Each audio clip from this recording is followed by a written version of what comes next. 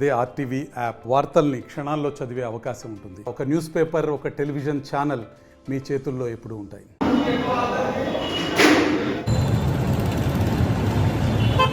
పాల్గొని నాడు మా తమిళనాడులో పంగుని ఉత్తరం నాడు ఈ యాత్ర నడిపిస్తాం. పళని సుబ్రహ్మణ్య స్వామి రథోత్సవం నడుస్తుంది పళనిలో, తమిళనాడులో.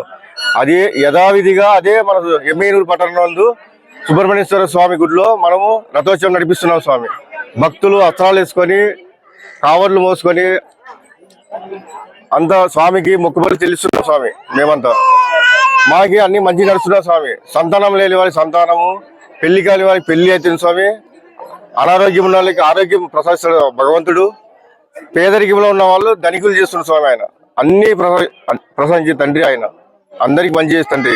అందుకోసమే ఈ ఉత్తర పాల్గొని నాడు రథోత్సవం నడిపిస్తాం. స్వామి ఈ అస్త్రాలు వేసుకొని అది మన పాపాలు పరిహారం అవుతుంది. స్వామి అస్త్రాలు వేసుకునే కారణం ఏమంటే పాప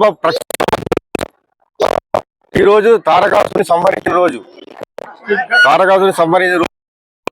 అదే మన పాపాలు కూడా ప్రక్షాళన అయిపోతున్నాయి. స్వామి ఇది 55 సంవత్సరాల నుంచి చేస్తున్నాం. స్వామి 50 సంవత్సరాల నుంచి మనము నడిపిస్తున్నాం. స్వామి యథావిధిగా మన నిత్యానంద స్వామి యథావిధిగా మన సుబ్రహ్మణ్య స్వామి రథోత్సవం నడిపిస్తున్నాం. స్వామి సంవత్సరం మేము తమిళన్స్ 41 సంవత్సరం నుంచి ఇక్కడ కుమారస్వామిని చేస్తున్నాము. ఇక్కడ నుంచి మేము రథంతో అక్కడ కమిటీ దగ్గరికి లాక్కెళ్తారు మా వాళ్ళు. ఇక్కడ మొక్కుబడి ఉన్న వాళ్ళు త్రిశూలాలు ఇక్కడ నుంచి ఇక్కడ వేసుకొని చేతులు వదిలేసి ఒక్క పొద్దు ఉండి చేతులు వదిలేసి ఇక్కడ నుంచి తీసుకెళ్తారు. ఏమట్లా చేస్తే ఎవరికైనా ఆరోగ్యం బాగలేకున్న వాళ్ళు కానీ, పిల్లలు కానీ, వాళ్ళు కానీ, పెళ్లి కాని వారు కానీ అలా చేసినారంటే 1 సంవత్సరంలో జరుగుతుంది.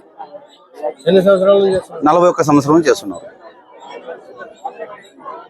మరిన్ని వీడియోస్ కోసం ఛానల్ ని సబ్స్క్రైబ్ చేయండి. లేటెస్ట్ అప్డేట్స్ కోసం వాట్సాప్ ఛానల్ ని ఫాలో చేయండి. అండ్ లింక్ డిస్క్రిప్షన్ లో ఉంది.